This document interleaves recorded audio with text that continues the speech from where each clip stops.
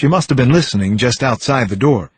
She knelt in front of Lisa and put her arms around her friend, whispering reassurances. "I'm sorry." Lisa Brandt got out again. "Nothing to be sorry for, sweetheart. Nothing at all. Just let it out. That's it," said Nancy Goods. Sampson put a card on the coffee table. "We'll show ourselves out," he said. Ms. Goods answered without turning away from her sobbing friend. "Just go.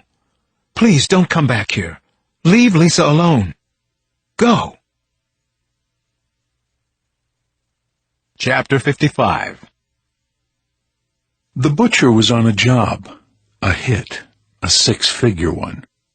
Among other things, he was trying to keep his mind off of John Maggione, Jr., and the pain he wanted to cause him. He was observing an older, well-dressed man with a young girl draped on his arm. A bird, as they had called him here in London at one time. He was probably 60. She could be 25 at most. Curious couple. Eye-catching. Which could be a problem for him. The butcher watched them as they stood in front of the Tony Claridge's hotel waiting for the man's private car to pull up. It did so just as it had the previous evening, and then again around 10 o'clock that morning. No serious mistakes so far by the couple. Nothing for him to pounce on. The driver of the private car was a bodyguard, and he was carrying. He was also decent enough at what he did. There was only one problem for the bodyguard. The girl obviously didn't want him around. She tried unsuccessfully to have the older man ditch the driver the night before, when they had attended some kind of formal affair at the Saatchi Gallery. Well, he would just have to see what developed today. The butcher pulled out a few cars behind the gleaming black Mercedes CL65. The Merc was fast, more than 600 horsepower, but a hell of a lot of good that would do them on the crowded streets of London. He was a little paranoid about working again, and with pretty good reason, but he'd gotten the job through a solid contact in the Boston area. He trusted the guy, at least as far as he could throw him, and he needed the six-figure payday.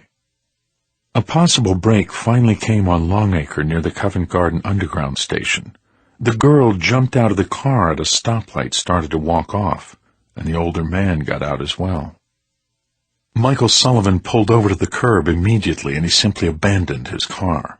The rental could never be traced back to him anyway. The move was a classic, in that most people wouldn't even think of doing it, but he couldn't have cared less about just leaving the car in the middle of London. The car was of no consequence. He figured the driver bodyguard wouldn't do the same with the $200,000 Mercedes, and that he had several minutes before the guy caught up with him again. The streets around the Covent Garden piazza were densely packed with pedestrians, and he could see the couple, their heads bobbing, laughing, probably about their escape from the bodyguard. He followed them down James Street. They continued to laugh and talk, with not a care in the world. Big mistake. He could see a glass roof-covered market up ahead, and a crowd gathered around street performers dressed as white marble statues that only moved when someone threw them a coin. Then suddenly he was on top of the couple, and it felt right. So he fired the silenced Beretta, 2 heart shots. The girl went down like a throw rug had been pulled out from under her 2 feet. He had no idea who she was, who had wanted her dead, or why, and he didn't care one way or the other. "Heart attack! Someone had a heart attack!" he called out as he let the gun drop from his fingertips, turned and disappeared into the thickening crowd. He headed up Neal Street past a couple of pubs with Victorian exteriors and found his abandoned car right where he left it. What a nice surprise. It was safer to stay in London overnight, but then he was on a morning flight back to Washington. Easy money, like always, or at least how it had been for him before the cock-up in Venice, which he still had to deal with in a major way. Chapter 56. John and I met that night for a little light sparring at the Roxy Gym, after my last therapy session.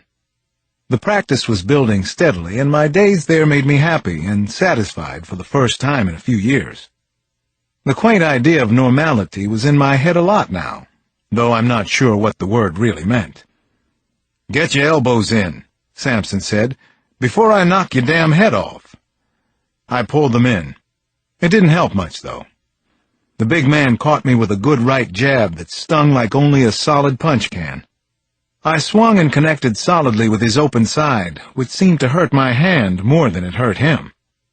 It went on like that for a while, but my mind never really got into the ring.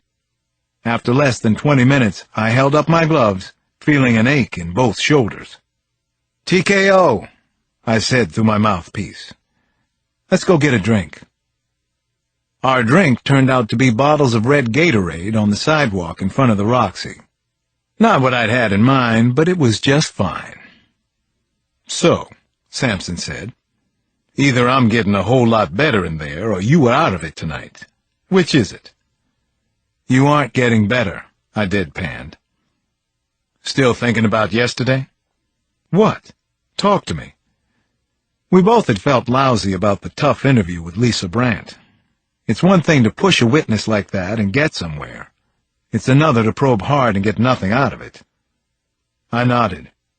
"Yesterday, yeah." Sampson slid down the wall to sit next to me on the sidewalk. "Alex, you've got to get off the worry train." "Nice bumper sticker," I told him. "I thought things were going pretty good for you," he said. "Lately, anyway." "They are," I said. "The work is good, even better than I thought it would be." "So what's the problem, then? Too much of a good thing? What ails you, man?" In my mind, there was the long answer and the short answer. I went for the short answer. "Maria." He knew what I meant. Knew why, too. "Yesterday reminded you of her?" "Yeah, in a weird way it did," I said. "I was thinking, you remember back around the time when she was killed? There was a serial rape going on then, too. Remember that?" Sampson squinted into the air. "Right. Now that you mention it." I rubbed my sore knuckles together. "Anyway, that's what I mean. It's all like 2 degrees of separation these days. Everything I think about reminds me of Maria. Everything I do brings me back to her murder case. I kind of feel like I'm living in purgatory, and I don't know what I'm supposed to do with that." Sampson waited for me to finish. He usually knows when his point has been made and when to shut up. He had nothing more to say at the moment. Finally, I took a breath, and we rose and started up the sidewalk. "What do you hear about Maria's killer? Anything new?" I asked him. "Or was Giametti just playing with us?" "Alex, why don't you move on?" "John, if I could move on, I would, okay? Maybe this is how I do it." He stared at his shoes for half a block. When he finally answered, it was begrudgingly. "If I find out something about her killer, you'll be the first to know." Chapter 57.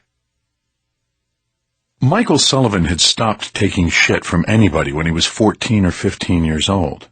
Everybody in his family knew that his grandpa James had a gun, and that he kept it in the bottom drawer of the dresser in his bedroom. One afternoon in June, the week that school got out for him, Sullivan broke in and stole the gun from his grandfather's apartment.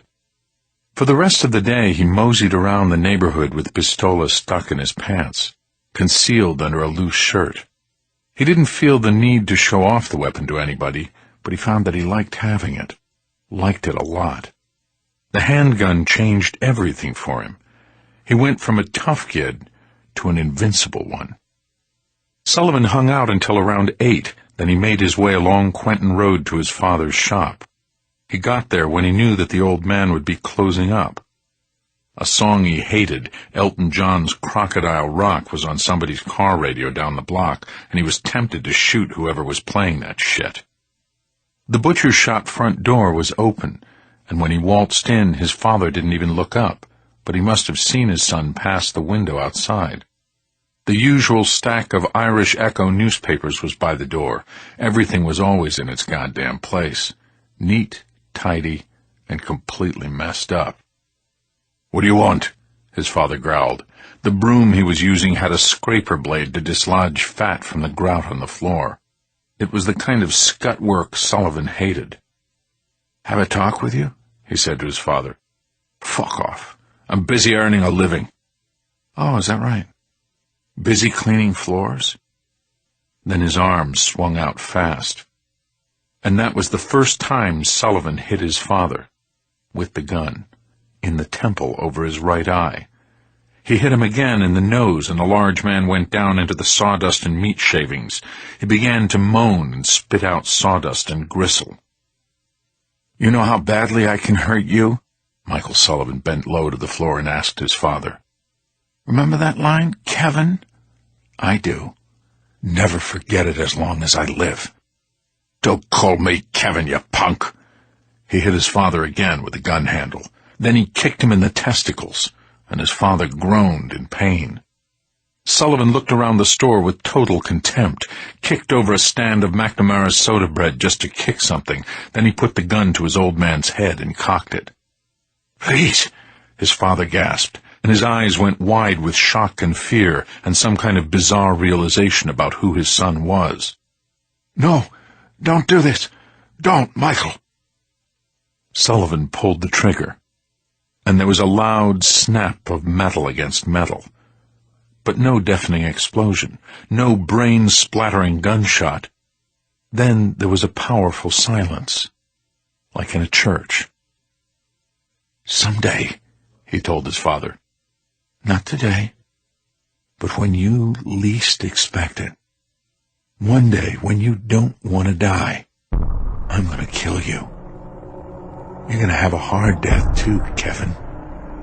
And not with a pop gun like this one."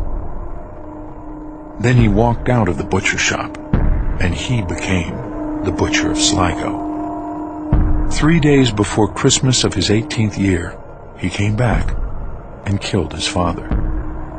As he'd promised, not with a gun. He used one of the old man's boning knives, and he took several Polaroid shots as a keepsake.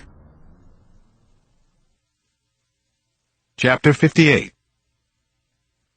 Out in Maryland, where he lived nowadays, Michael Sullivan shouldered a baseball bat. Not just any bat, either. A vintage Louisville Slugger, a 1986 Yankees game bat, to be exact. Screw collector's items, though. This solid piece of ash was meant to be used. "All right," Sullivan called out to the pitcher's mound. "Let's see what you can do, big man. I'm shaking in my boots here. Let's see what you got." It was hard to believe that Mike Jr. was old enough to have a wind-up this fluid and good, but he did. And his change-up was a small masterpiece. Sullivan only recognized it coming because he'd taught the pitch to the boy himself.